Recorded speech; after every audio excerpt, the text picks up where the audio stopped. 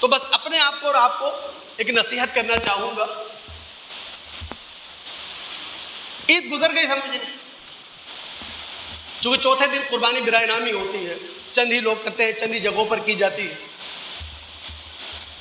پورا سال ہمارے پاس ہے، اور یہ بات میں تعلیم و تربیت کے نقطہ نظر سے کہہ رہا ہوں، یہ بات میں تعلیم اور تبلیغ کے نقطہ نظر سے کہہ رہا ہوں. ہماری ذمہ داری ہے اللہ کے بندوں، اپنے گھر اور اپنے معاشرے کی تعلیم و تربیت میں حصہ لیں، تبلیغ کا موضوع بنائیں. اس کو یاد رکھیں، اسماعیل علیہ السلام کی جب قربانی پیش کی گئی ہے تو بائبل کے مطابق ان کی عمر کیا تھی؟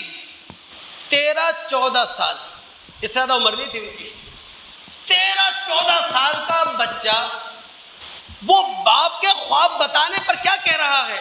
یا ابتی افعل ما تؤمر ستجدنی انشاءاللہ من الصابرین. اے ابا جان، خواب کے ذریعے آپ کو جس چیز کا پابند بنایا جا رہا ہے، جس چیز کا حکم کیا جا رہا ہے، آپ وہ کر گزریں.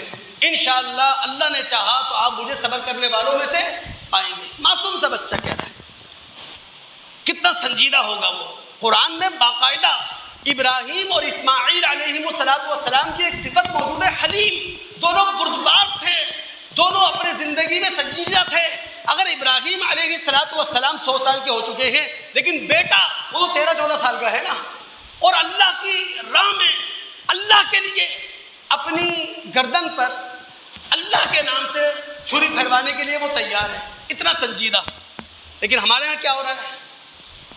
ایک رپورٹ کے مطابق پوری اسلامی دنیا میں سب سے زیادہ قربانی پاکستان کے اندر ہوتی ہے.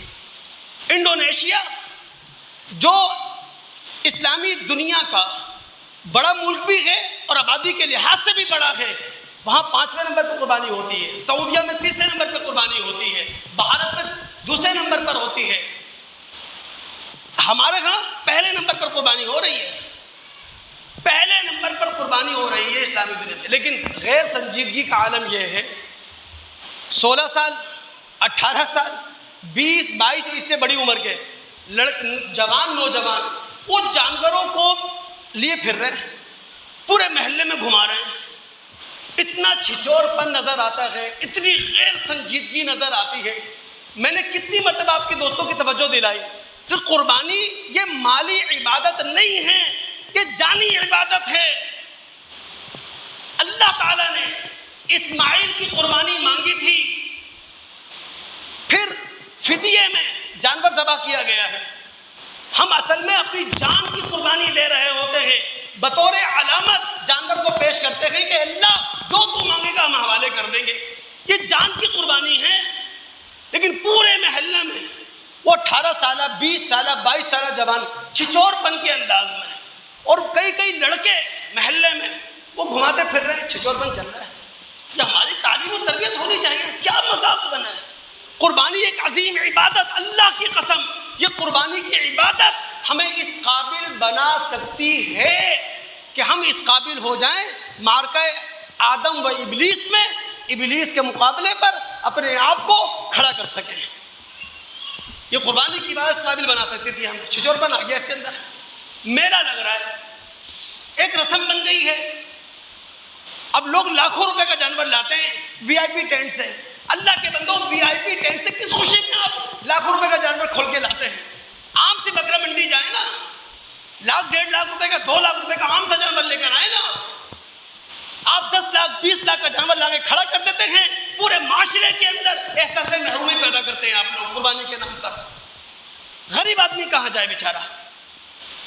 وہ کہاں سر چھپائے؟ امیروں نے تو اپنی دولت اپنی ثروت کا اعلان کر دیا، دکھاوا ہو گیا. معاشرے کو کون پوچھے گا؟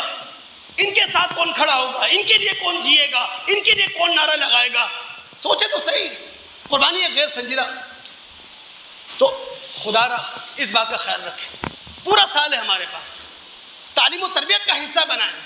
ہمارا گھرانہ بھی ہے، ہمارا خاندان بھی ہے، ہماری برادری بھی ہے، ہمارا محلہ بھی ہے.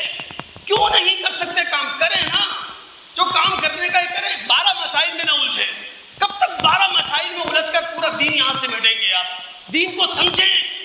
دین انسانیت کا نام ہے، دین آدمیت کا نام ہے.